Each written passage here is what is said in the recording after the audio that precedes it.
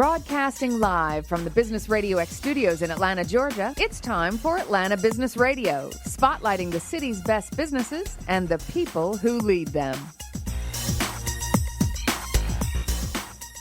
Good morning, and this is Sanjay Ture. Welcome back to another episode of Tuesdays with Corey, with your host, Corey Rick. Today's show is sponsored by our dear friends at the Long-Term Care Planning Group. How are you guys doing today? Doing great, Sanjay. How are you? I'm doing good. Who do we have the pleasure of speaking to today? Well, Sanjay, today we have another great guest in the Tuesdays with Corey show. Beth Dow comes to our show as a very successful business owner in the senior living space, having started Home Helpers in Noonan in 2006, and she also has a lot of experience in the assisted living area as well. Beth is also the author of My Loved One Has Dementia, Now What? Without question, she's an excellent resource for helping senior citizens and their families. Beth, welcome. Hey, good to be here. I think your experience and success is timely for our listenership, Beth, and tell us a little bit about you so that you can introduce yourself further to our audience. Well, I am a late bloomer, so to speak. How can that be? You're only 25. I know. I went back to college when I was 30. I did the, back in my day, typical thing of you get out of high school and you get married. And I did go to college, but I kept on getting pregnant. And so I figured out I needed to stay home and keep babies. And I stayed home. And then at 30, I went back to school. Originally wanted to go to school to work for hospice. I had been volunteering for hospice when hospice was a very new idea. Great people. Back then. And that's why I went to school, was to work for hospice. As things happen, they did, and the dean of my school was very tied in with the juvenile court system. And after I graduated, he got me hooked in with juvenile court. But and how was that experience? I loved it. Why? I loved juvenile. I worked with sex offenders, and the reason I loved it is because, for whatever reason, God gave me the ability to see people for people and not what they did, but who they are. And I very quickly realized two things, is that the kids that were offending, most of them were offenders. They had been offended themselves, so they were sexually abused. So I realized that they were doing something they had been trained to do, and they really did not understand that it was wrong because it had been done to them, or even if they did understand it was wrong, it didn't matter because it was done to them. So I understood that very quickly. And then I also understood very quickly is that there really wasn't a lot of rehabilitation that was going to happen for them. And those two things allowed me to really treat them as children, of which they were, but also gave me the ability to know, but they had to be punished and they had to be locked away from other children that they could hurt. And I absolutely loved that job. How did you help them, given those circumstances? I think the two things that I did to help them was I treated them like people. They all loved me, but they all also knew I was going to lock them up. And I locked them up, and I got them treatment. But they would be locked up. So you did that for a while, and you seem to have all these family experiences, senior-related experiences. Tell us about that. Well, going back, way back, my dad and granddad were both in the military. And my grandmother was 15 years old when she had my mama. So there was only like 14 years difference between my grandfather and my daddy. Okay. So they were in the military together and were lots of times stationed at different places. So when Daddy was stationed away, we would live with Grandmama and Granddaddy. When Granddaddy was stationed away, Grandmama would live with us. So I was raised with grandparents a lot.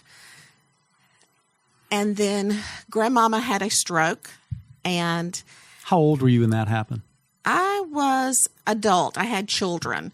So I was like in my 20s when she had her stroke.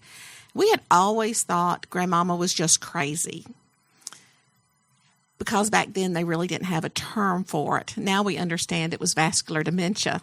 It was dementia caused from the stroke of where the brain bleed was. And because I was working, because I was raising children, because I wasn't really close by. I didn't know how to help Granddaddy. And my granddaddy was a phenomenal man. And no matter what, he would always tell us he had it. He's got it. Do you need anything? No, I got it. Not atypical of that era. Right, exactly. And so we believed him. And Granddaddy died of a massive stroke, which often happens. There's a statistic, and it's a very big statistic, but it says that 40 to 70% of people who care for someone with a long-term illness will die before the person they're taking care of. But the reason the gap is so big, 40 to 70, is it depends on the age of the person taking care of somebody. So if you're 20 years old and healthy and you're taking care of somebody with a long-term illness, you're going to make it. You're going to survive. But if you're 70 and you're taking care of somebody with long-term illness and you're not in really great health yourself, you're not. And that's what happened to Granddaddy. And it was at that time that I realized what a damaging effect caregiving had on him. And we were really clueless, partly because we probably didn't want to see it, because we were so busy. We didn't know how to make time or put on our platter of stuff we had, how to make room to help him.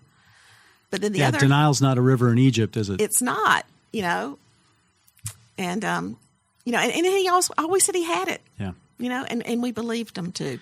Do you think that taking care of chronically ill people makes the caregiver chronically ill? Yes, without a doubt. You can see it over and over again. When there's someone who's taking care of somebody with long-term illness and that person dies, the caregiver will get sick. And very often, once again, depending on their age and their health, very often within 12 months, they'll be dead.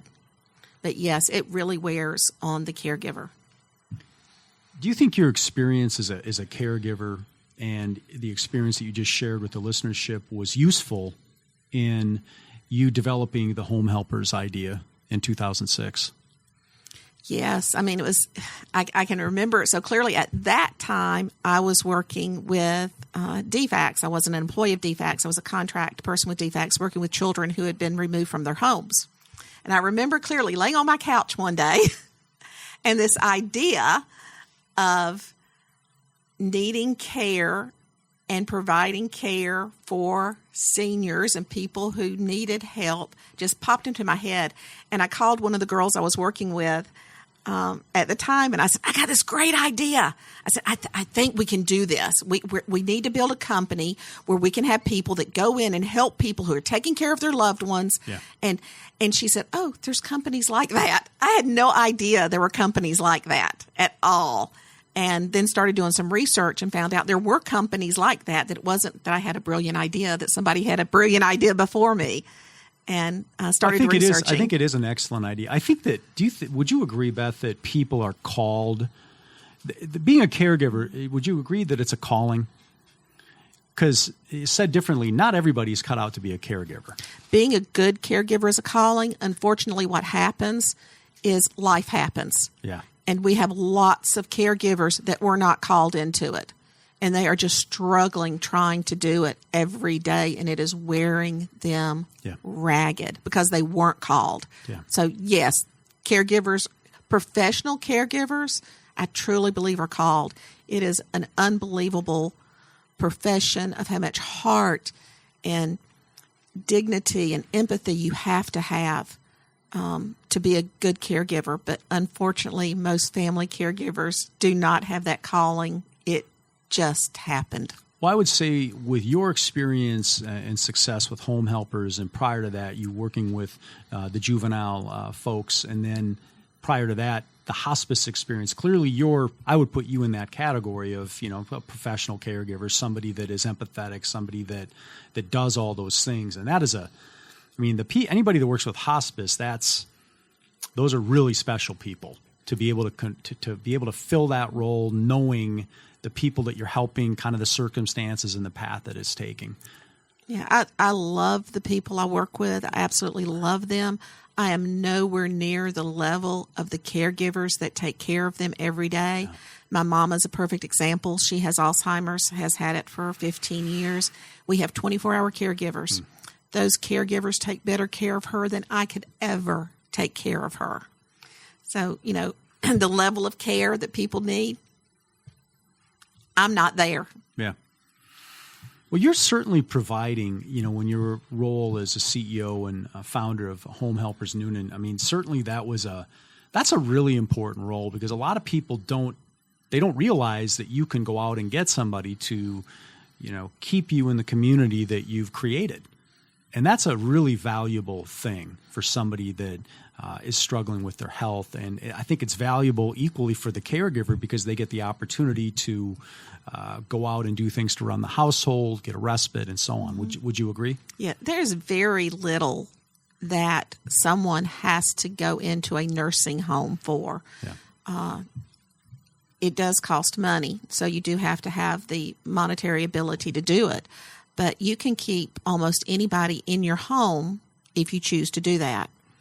And people don't realize that care, it can be as simple as providing meals, because that's usually the first place we see. There's two first steps we see in people who are elderly or who are sick, that they start deteriorating. One is they quit eating good food because they stop cooking. They don't feel like cooking, maybe because of dementia. They can't remember how to cook. So good meals and healthy nutrition is really high on something you can bring someone in to do. Yeah. The next step is the medication, of having somebody overseeing that medication. Those are two vital steps that kind of get missed. You kind of don't. You still think Mama's okay because she likes Stouffer's dinners, and she only misses her meds once in a while. But those are really important steps where you probably need to start looking at bringing someone in the home to start helping. Well, in an area like Atlanta, there are so many organizations, would you agree, that are out there to help.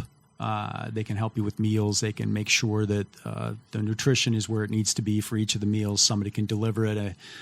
It's a lot different being ill now in dealing with the consequences of living a long life than it was 50 years ago, right? Oh, yeah. And now no one lives close to their families. So you think, too, okay, Mama's 2 hours away. What can I do? We've got all these meal delivery places. Yeah. Like you said, you can have a good, healthy meal delivered right to their door. We can arrange that. Amazon will deliver food right to your door. There's so many things, cleaning supplies, everything. You can live states away and still ensure that your loved one is getting the nutrition they need. And then there's all the technology, even with medication. We have machines now that you fill up with the medication, and you can only get to your medication at 8 o'clock. Yeah. That compartment will only open at 8 o'clock for you to get your meds. Yeah. So there's lots of things we can do now. Yeah, there's been a lot of advancements in helping people that, for whatever reason, need more assistance as time goes on. I think that what we see is essentially the one of the main questions that we ask people is, do you think that you'll live a long life? And while it may seem straightforward, 35, 40 years ago, if a person had a stroke or a heart attack, they died. And now that's not necessarily a death sentence. No. And I remember reading your book that we're going to get to in a few minutes here.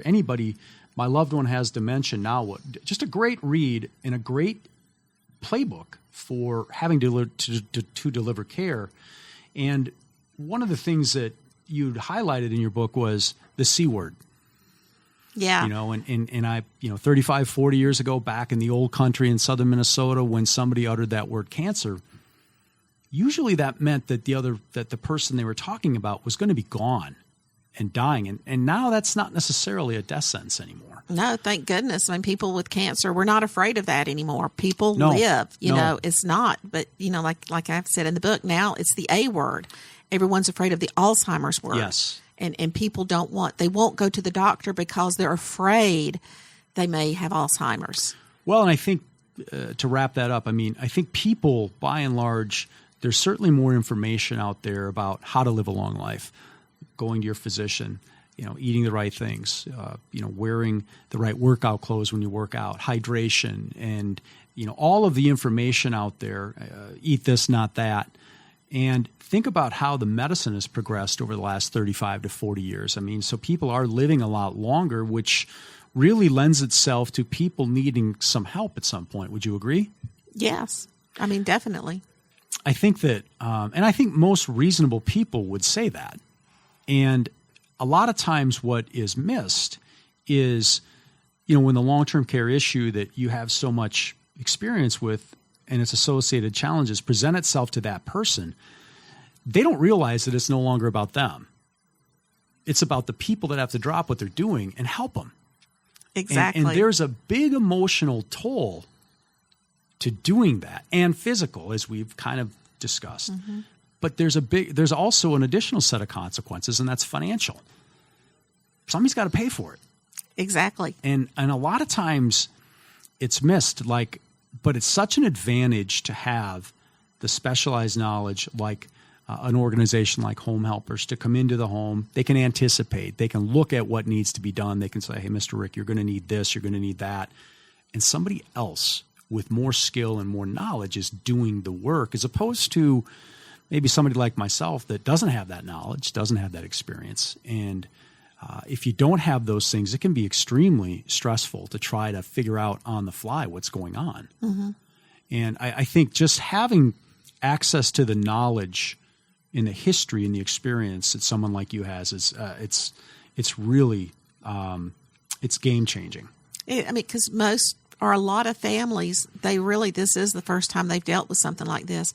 And I can't tell you how many times families come to me and they think they'll tell me, we thought mom and dad financially were fine. We thought the house was paid off.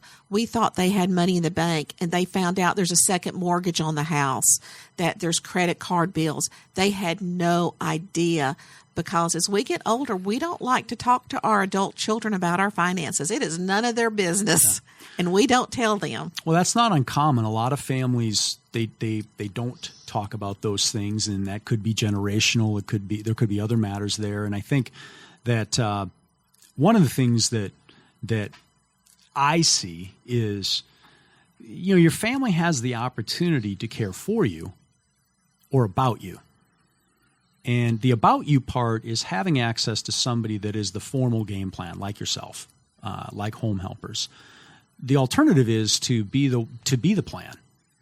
And to families that don't take the time to do that, that is what happens many times. The family is the plan. And a lot of times, without any prior experience, it's easy for somebody to say, well, my wife will just help me, or my son will just help me. Mm-hmm. And without regard to all the other things that are going on in those folks' lives, because people are very busy. And I think if you're in the same city, it's difficult to help out with care. Would you agree? Oh, yeah. Yeah. Because we do have busy lives, and a lot of times our older relatives, they really do not realize the imposition it puts on them, because to them it is it's just taking me to get my hair done.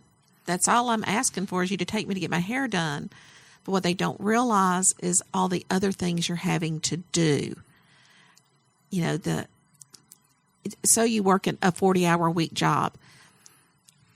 I do not know of a 40-hour week job. Not if you're doing it right. Not if you're excelling. There's not. And then you've got drive time, and then you have so many people that are working second jobs. And if you've got kids, you've got all their sporting events. I did a thing one time where I put the number of hours in a day or in a week, and then minused out travel time, work time, getting ready time, cooking time, housekeeping time, clean. I came up with negative number at the end of how we actually can do it all. And now you're trying to add on care for an additional person. No wonder we're so stressed. It's pathetic. Yeah, right now I'm so far behind I can never die. Exactly. It's I think people do have a lot going on. They are taking on more.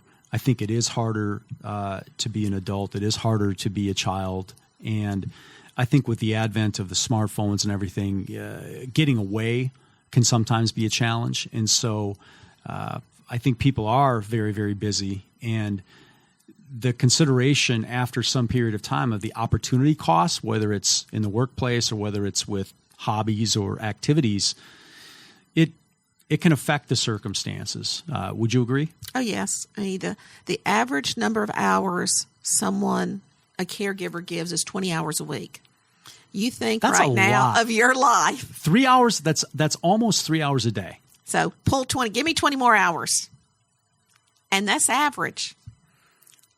Well, I think that's almost a whole day.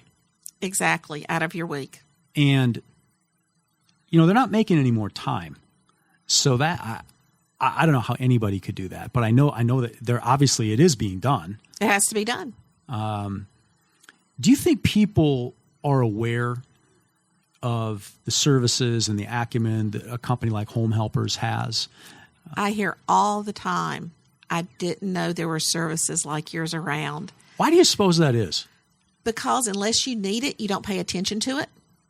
Yeah, that's true. I mean, there are all kinds of advertisements on TV. You see on magazines, you see it, you hear it on the radio. But if you don't need it, you turn it out. You just don't listen to it. Or you may not understand it, or you may think, oh, that's for somebody who's really sick. Mama's not really sick. She just can't drive anymore and cook anymore and take her medicine, but she's not really sick yet. Or it'll never happen to me. Right. Mama's sharp as a tack. We're not going to need that. Yeah. So you turn it off. Well, I think prior experience is a very, very powerful educator and a very powerful predictor if somebody does anything about this. And unfortunately, most families don't learn about that until they're already in the middle of it. Exactly. But it would be easy for me to look at, never having gone through it, it would be easy for me to say, I don't need it. Mm-hmm. But since that's not the case, it's, and I have seen it up close and personal, it's very easy to see how valuable somebody like you and an organization that has people that are trained to help people and to really, more importantly, anticipate the next step. Right. I do a talk that's called the 40-70 conversation. And it's the conversation you need to have if you are 40 or your parent is 70. And it's actually a talk that I have the children and parents there together. And it's all about the conversations you need to have. Is it in a now. cage? Is there a cage match afterwards? Yeah, that could work. It gets lively sometimes. So I'm full of good ideas. But it talks about everything from driving, of when to give up the driver's license, of where do you want to live the rest of your life. What do you tell them about the driving? I want to come back to that for a second. What is your advice on somebody about when they need to give up driving? What are the signs? And the physical sign is don't tell me I need to give up my driving. I'll have to look at your car. The physical sign is if you look at your loved one's car and you see dents and scratches on the four corners, that is a good indication they don't need to be driving. Another thing is to ride with them. And I'll have people all the time that tell me, I'm not going to ride with them, or I won't let my children ride with them. Okay, if you're not going to ride with them or you won't let your children ride with them, why are you allowing them to be on the street? But the problem that we do is, one, is we don't have the conversation with them ahead of time. Yeah. Second, we take their driver's license away from them and we do not give them another option.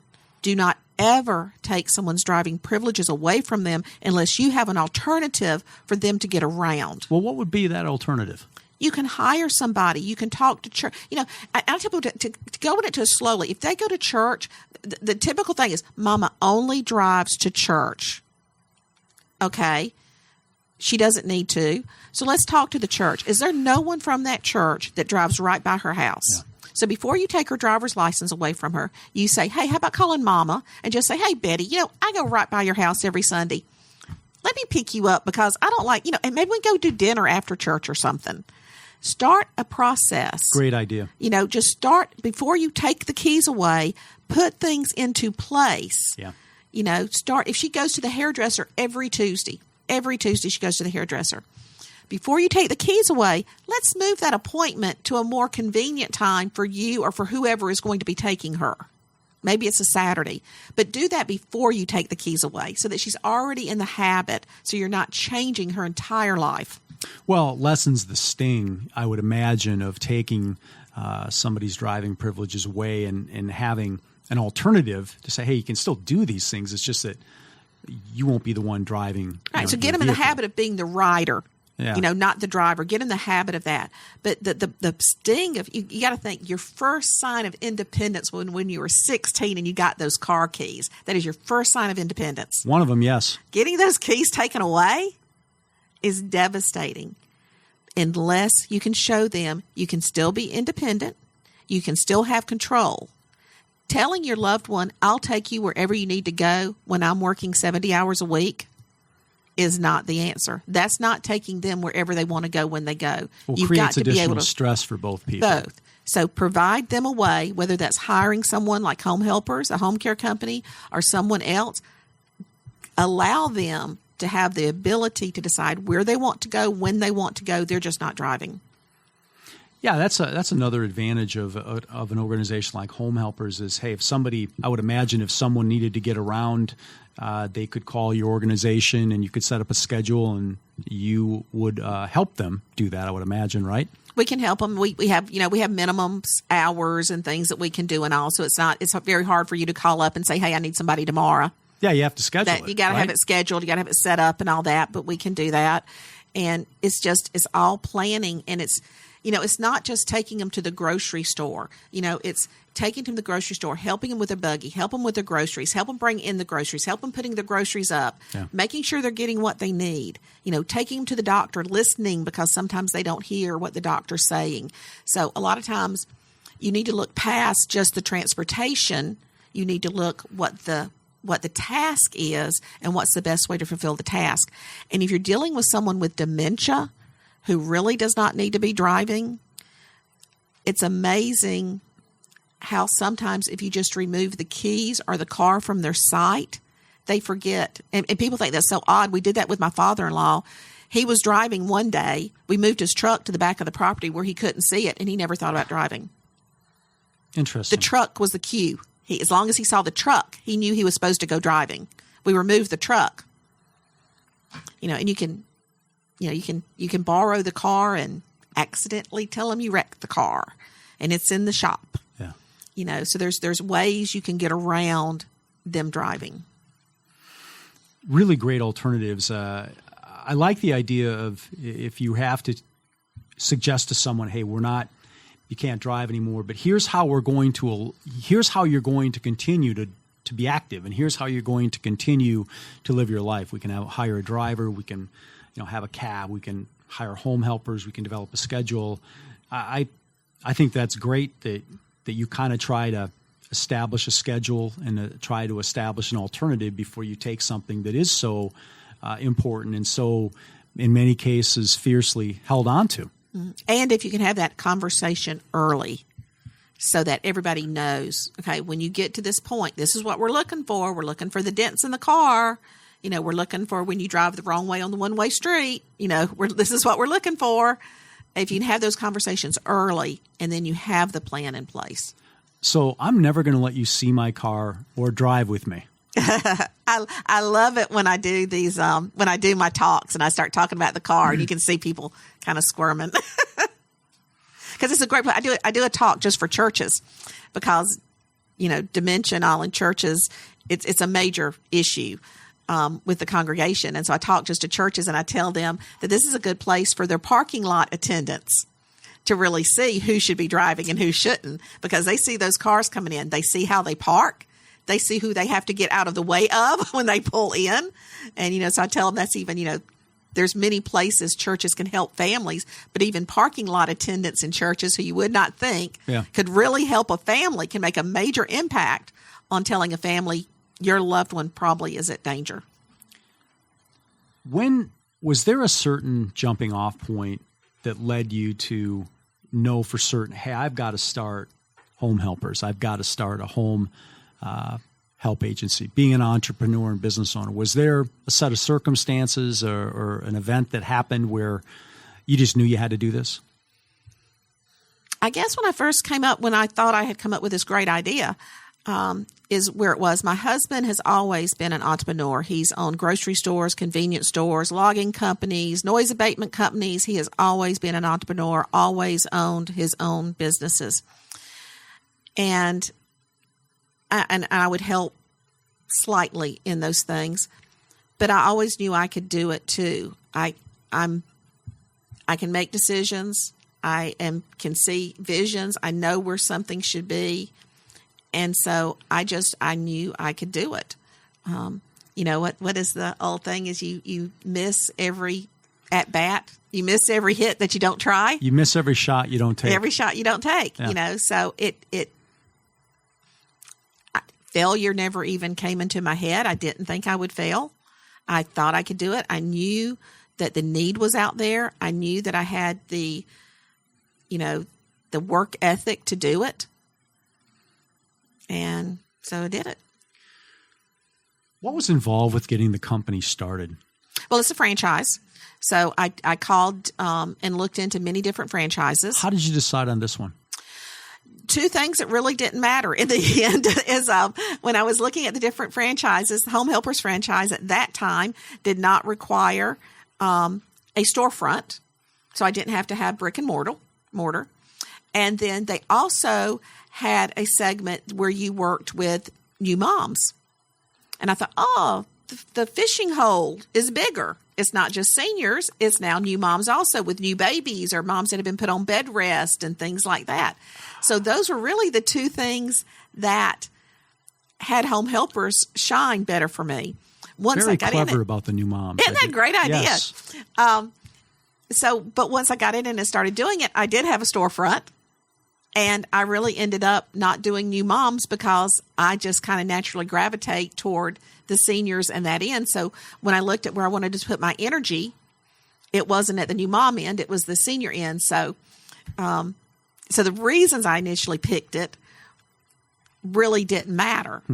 It's a great company. I'm glad I picked it. We signed 10-year contracts. We've signed another one. If I didn't think it was a great company, I wouldn't have. So, I'm glad we picked it.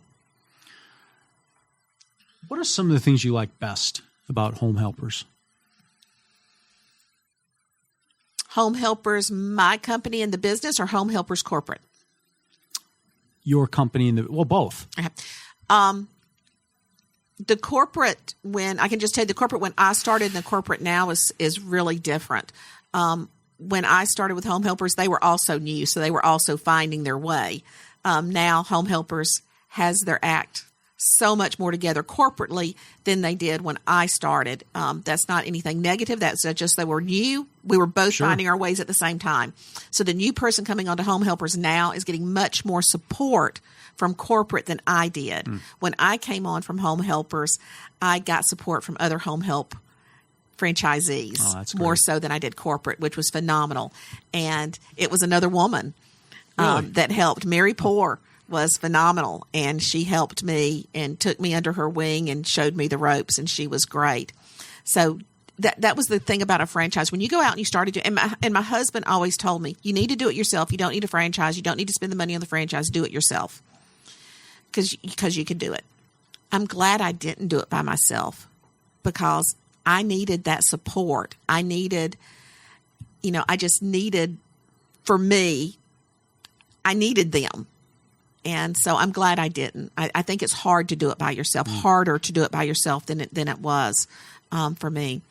I love Home Helpers as a business because we really, really do help people. We really do.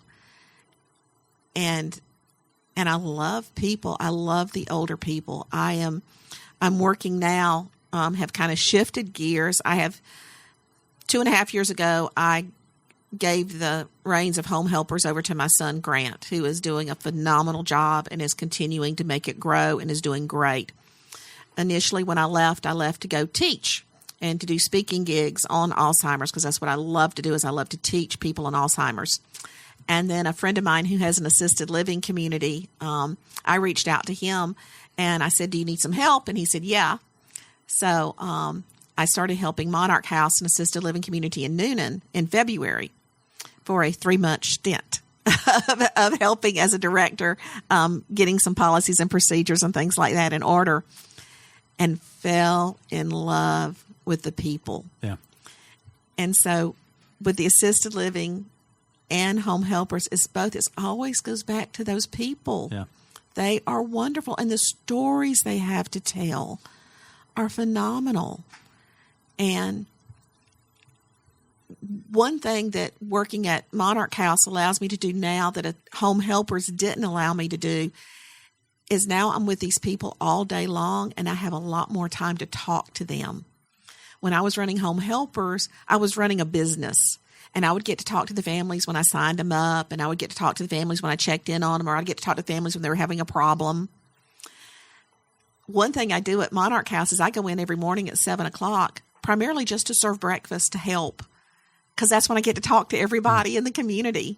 And I love that time. When I get through with breakfast, I always tell them, okay, I'm going to work now, because I love the people. What would you say are some of the main differences between an organization like Home Helpers that helps folks in their home and assisted living like Monarch House? It's two. It fills two different needs. Okay. For example, my mom and Daddy had Lou Gehrig's and a ton of other things. He was an Agent Orange kid coming back from Vietnam, so he had everything you can imagine. He stayed in his home until the day he died. 24-hour care through Home Helpers. My mama has been in her home 24 hours care, Home Helpers. We were able to do that, first off, because financially, that's what they wanted. We were able to meet all their needs, and Mom and Dad had a network of friends that they still was able to get social engagement, which is majorly important. It's really the social engagement key. You have got to, it doesn't matter what age you are. Why is that important, do you think? It is the number one detrimental thing to your health is social engagement, no matter what your age is. You will live longer, you will be healthier, you will be happier if you have that social engagement. So if you're sitting at home by yourself and no one ever comes around, I'm going to say you're a candidate for assisted living, because there you're going to get the social engagement. You're going to get people around you. We had a lady that came in to Monarch House. Gosh, I think it was February or March. Her family was so concerned. They were so concerned they didn't even think she would meet the criteria of assisted living. They were afraid she was going to have to be in nursing home because she was so depressed, so down. That's exactly what it was. She was depressed. She comes into Monarch House. She starts making friends. She starts doing activities. She is the first person on the bus whenever that bus leaves to go somewhere. She's in all the activities. They cannot believe the difference it's made in her. I'm telling you, that woman would not be alive today if they had left her in her home. Certainly, assisted livings, are very, very helpful to the inhabitants, but also to the families, because don't you think safety is a big part of this too? Oh, yeah. They prey on people. We also have a resident in Monarch House who's on, and unfortunately, the number one person that preys financially on someone is a family member. So really, oh yeah. That's their number one predator of older people is family, and this one resident we have is a perfect example of that. Her family, extended family, has stolen thousands of dollars from her. They have just substantially taken advantage of her and exploited her. And the whole reason she's with us is for that protection of where no one can do that anymore to her. Yeah. Well, you won a lot of awards at Home Helpers. Yeah, I think we've won about every one Home Helpers has to offer. And what is so cool, just so cool to me, is one of the first awards we won was the Pioneer Award. And it was an award for, the Pioneer Award. And what was so cool about it is that that's an award for people who kind of look outside of the box and try to do things different and try to do that. And I won it early on. And last year, my son won the same award. Oh, that's great. And apple doesn't fall far from the tree. That was just really, really cool for me. I am so proud of him and the job he does with Home Helpers. He has just done a great job. How many employees does Grant have there now? I would say probably 90 to 100. It kind of wavers. And I really have completely removed myself from that. It is Grant and we tried to work together for a little while, very hard to try to work together and have figured this just in, family often finds difficulty working with family. Right. But I knew that Grant was the future of home helpers. I knew that there were some other things I wanted to do. Yeah. And I also knew he would never be able to run home helpers like he needed to if I was still in the wings. So I really have stepped back. So, I try to know what's going on, but, to know when I was running it, I could tell you how many employees I had. I'm not sure right now how many employees I have, but somewhere around there. Was it hard for you to step back? Awful. Something that you built? Awful. Yeah, it really was. It, because that was my baby. I wish, I wish there was a way we could have figured out how to do it together, maybe. But I don't think doing it together, because I am very much a domineering person. Don't like to be, but I see how something should be, and sometimes I don't. Don't you have to be if you have your own business? I think it helps. I tell you where it hurts is helping with the assisted living, because I'm not the owner. So now it's like I see things the way I would do them, and the owner sees things the way he wants to do them. So it is kind of hard to get back in that role. But it was very hard. What really helped me was when I really settled in and thought, what I really like to do is teach. And that's how I built Home Helpers, is I built Home Helpers by doing classes, by doing workshops. Yeah. That's how I built it. So going back to that, and I was able to do quite a bit of that last year, a lot of teaching and things like that, and I loved it. And then I'd been wanting to write a book, because that's one thing that families would always tell me. There's lots of books out there about dementia, but they're like 1,000 pages, and I just can't get through them. Or they're too technical, or they're kind of dated. And so I've been wanting to do something like that. And I actually have a couple more in the hopper that I'm wanting to spit out soon.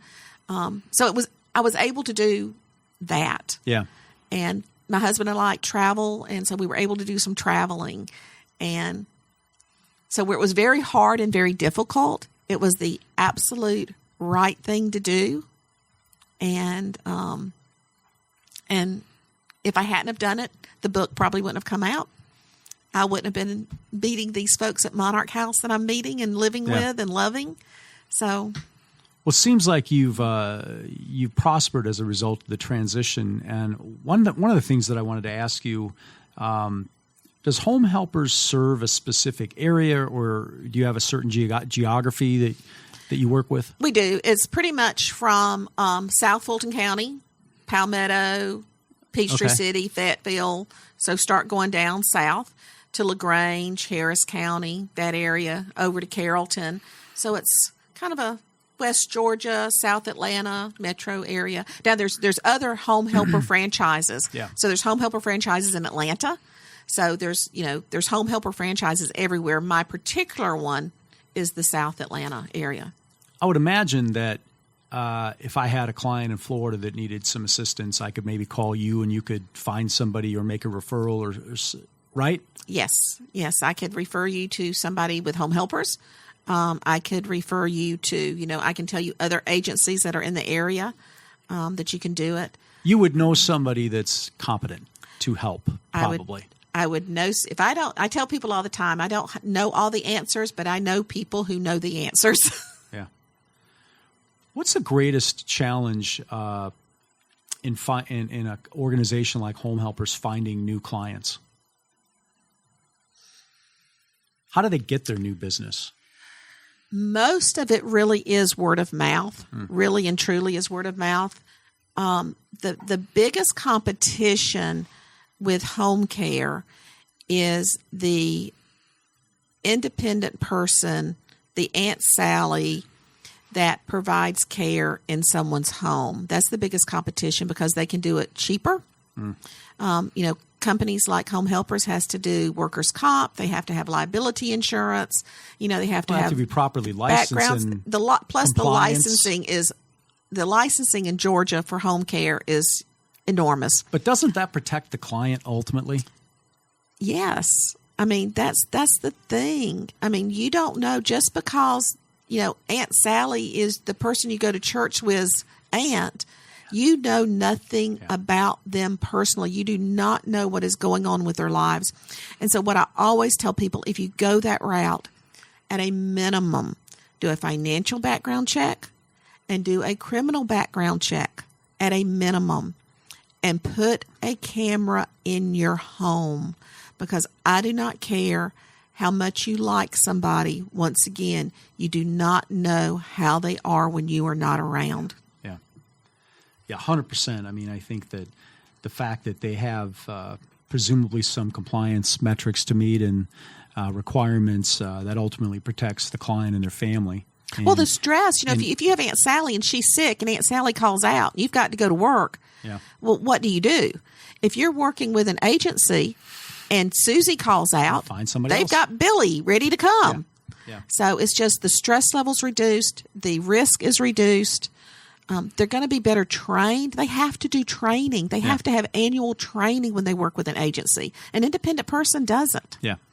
So certainly the clients are in a much better position to use a licensed agency like Home Helpers. Families are protected. You've had so much success with Home Helpers, but I want to talk about your book.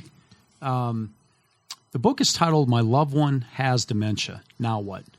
And I've read it. It's 76 pages. It's a great read. It's about 30 minutes.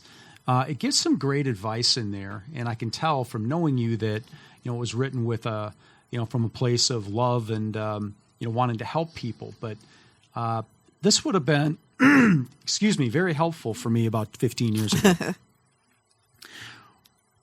Tell us about the journey of writing the book and how all that came about.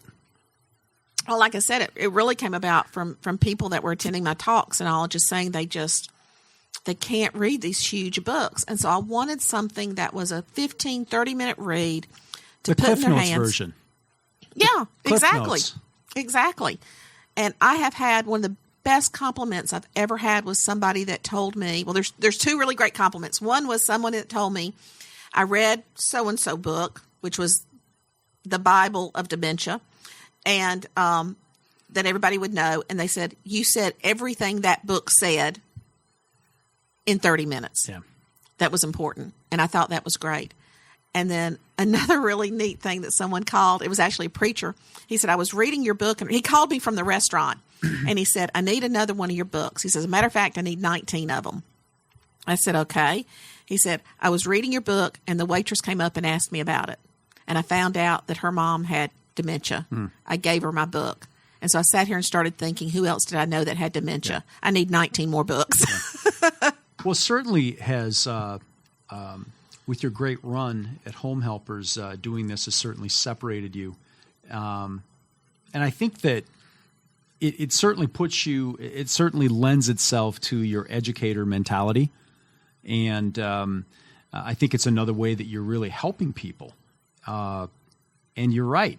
We've evolved from talking about the C word, cancer, and now it's the A word, Alzheimer's or dementia-related items. But I think for anybody that is experiencing challenges with their family around this, it's an excellent read, and it lays out a way to kind of deal with it, getting your team together and having people. It's sort of like having a bus and having everybody sit in the right seat. Exactly. You cannot, the main thing, the takeaway is that you cannot do this alone. No. You really cannot. And there are people around you that you may not even be able to think about that could possibly help you. Like I said, I have people all the time that they'll say, well, all my brothers and sisters live states away. There's nothing they can do. Well, yeah, there is. There are things they can do. So, and that's what I try to point out is that there's jobs for everybody. I like what you say on page 41. Success is what comes after you stop making excuses. I absolutely love that. And that's 100% true.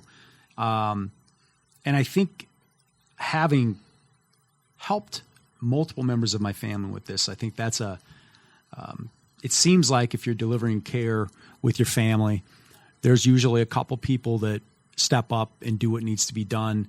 There's others that maybe don't. Is that consistent with your experience? Always. It doesn't matter how many children a parent has. There's always going to be one or two that step up, and the others are busy. And it's not that the ones who step up aren't busy. It's just, there's family dynamics. There's all kinds of stuff. There's personalities. There's all kinds of reasons. But you really do have to get rid of excuses. Yeah. And you just have to build a plan. Well, it doesn't change the fact that certain tasks have to get done. Exactly. And I think that is it fair to say that the one that does the least usually wants to comment the most? The one who does the least and the one who's furthest away is the one who's going to have the most negative comments to say. Typically, not always, but a lot of times because they're not close enough, they don't see it. And especially when you're dealing with dementia, people with dementia can hold it together for a 30-minute conversation to where you think there's nothing wrong. Yeah. So you live in San Francisco and your sister telling you, Mom, she doesn't remember anything. She can't do anything. She really needs help. And you say, well, I just talked to her on the phone and she's telling me what she did yesterday. And she's telling me this. I tell people all the time, Mama, who was the typical perfect military wife, ironed everything of my daddy's. T-shirts, boxer shorts, everything. I remember reading that in the book. Yes, I would call her and I'd say, what you doing, Mama? Ironing. That made sense. Yeah. Mama would always be ironing. Yeah. So, if I didn't know better, I could have a conversation with her for 20, 30 minutes and really think there was absolutely nothing wrong. You make a point in your book, and I think we chatted about this earlier, about being a medical advocate. And I love the phrase that you put in here from Dr. Seuss. It's, unless someone like you cares a whole awful lot, nothing is going to get better. It's not. And I think also what that says to me is, if someone has an Alzheimer's matter or a memory matter, they really need someone there to help them, but also to think critically. And many times when folks go to doctor visits, the person with the issue hears one story and the other person that's there often hears another. Would you say that that's accurate? Yes. And what is so hard for adult children to understand is that once their parent has dementia, there's going to come a point in that dementia where they are still functioning, but they no longer can make a logical, rational decision about their safety. And so the adult child will still say, but Mama doesn't want to get help. Daddy won't let me take his guns out of the house. There comes a point where we are going to have to love a whole lot and step up and understand that our loved one can no longer make that logical, rational decision. So we have to do it for them. Yeah, people with affliction often see and hear what they want to see and hear. They have difficulty thinking critically. And I think it's really important to have an objective, independent third party that's available, which could come, from a caregiver operation like Home Helpers or a resource like yourself that can lay it out and call it like it is. Right. And keep in mind that part of Alzheimer's is that they do not know there is anything wrong with them. Right. That is not denial. That is part of the disease where they do not recognize there's anything wrong with them. So they're not going to understand why you're telling them they need to do all these things because there's nothing wrong with them. Yeah. Well, I think the book does a lot of counseling about, you're not alone. This is what I picked up from reading it. You're not alone. There are others that have gone through this. Don't go it alone.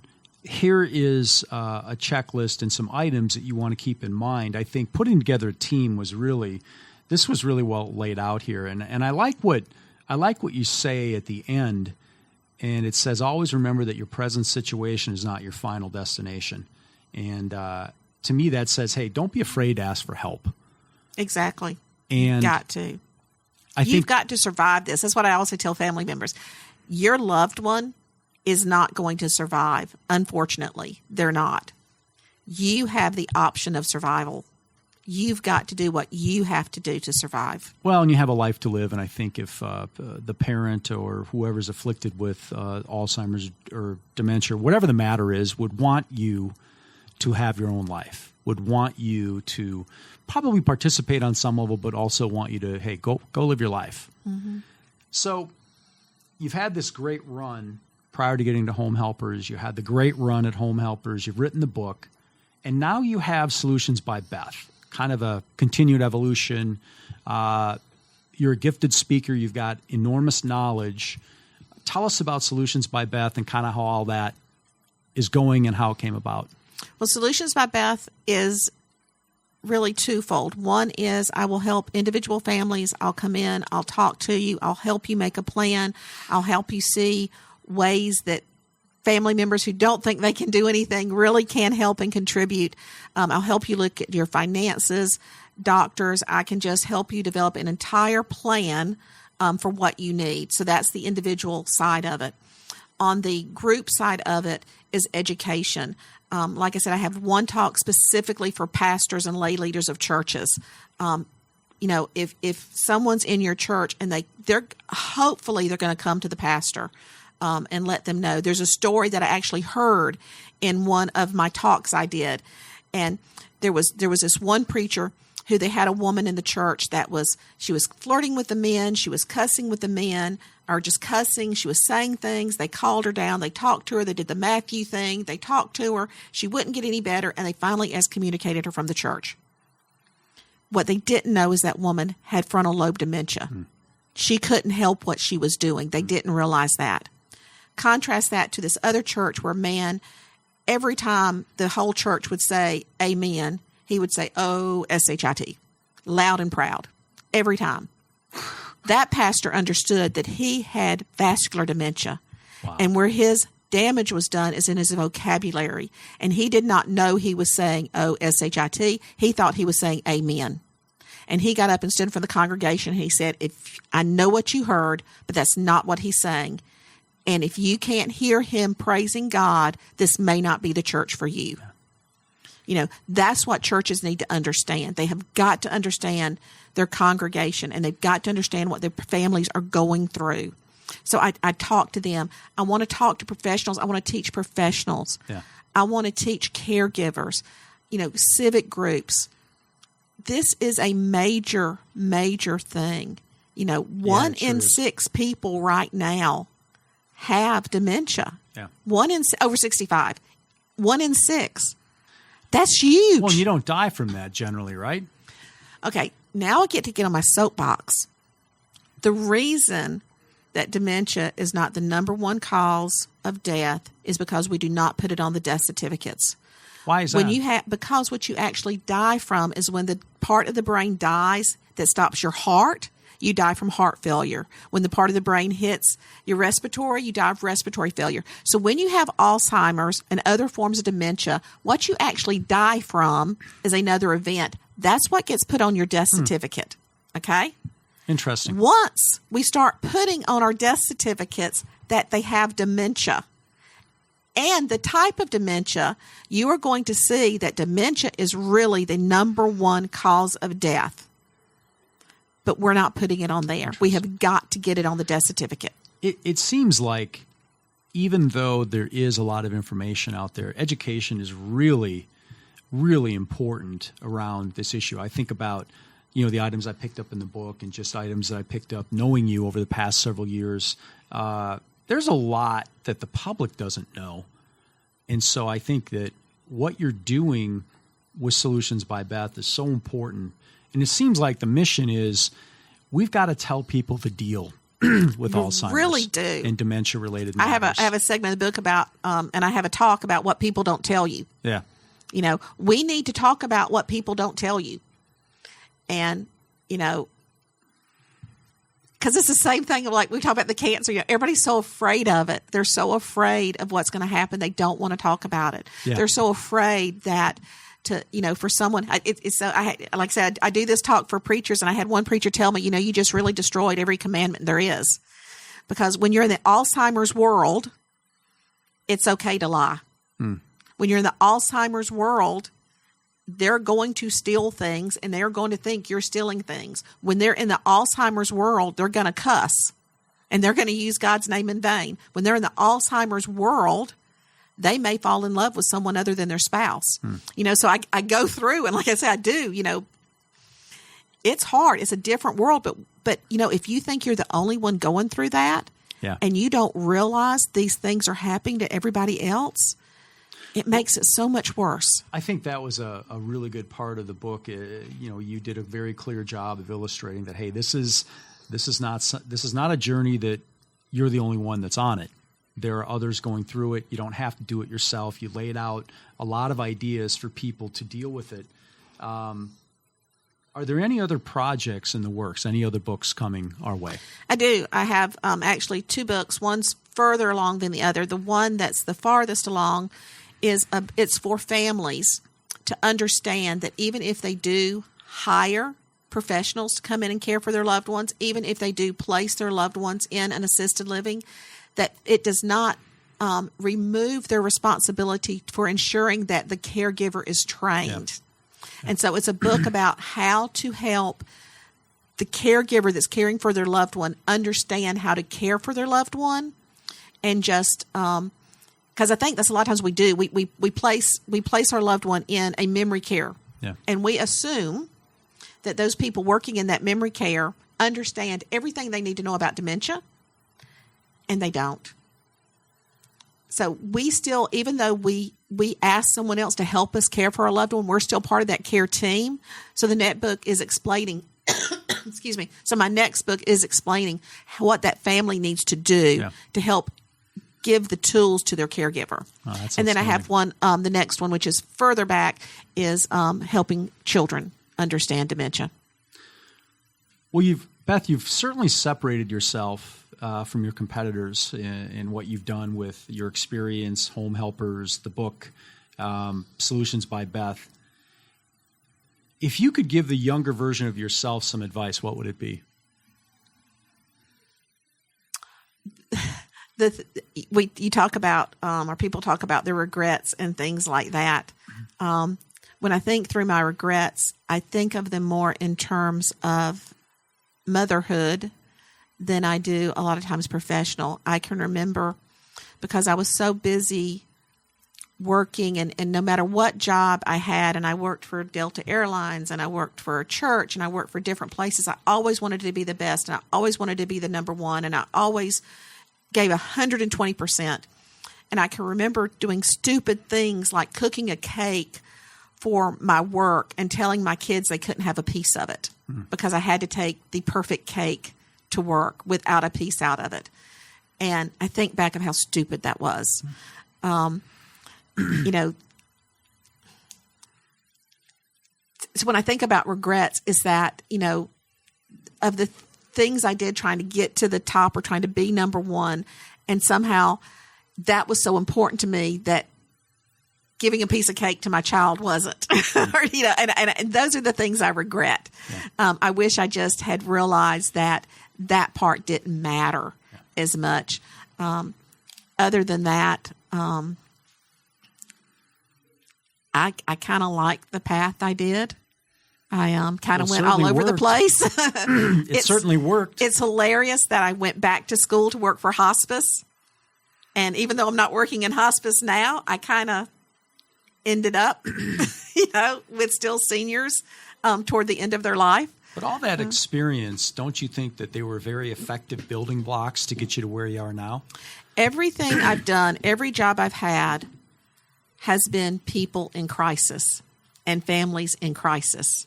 Even at the church, there would be families in crisis. At DFACS, families in crisis. Everywhere I've been, that has been the thing that I've been able to deal with most, is families in crisis and helping them work through that crisis. Well, you've certainly been great at that. If there was a young lady out there that wanted to follow your path, what would you tell her? What insight would you have for her? I think it's important to not only believe that you can do something, but to find someone that also believes you can do it. because there is so much, and I know men have it too, but women really do have the negative self-talk about, I'm not good enough, I can't do this, what do I think I'm doing, why do I think I can do this? And just having someone there who will tell you, yeah, you can do it, helps. But even if you don't have that person, you've got to do it. Well, it helps to have a mentor, somebody to bounce ideas off of. I mean, I think if you're going to follow the path that you did, certainly you would be a very good mentor, and I think you'd be candid about sharing, hey, with this task, I could have done this, and this, and it may have turned out differently, and so on. So, that's the hard thing. People always want to tell you about all their successes. You're really not going to learn anything about their successes.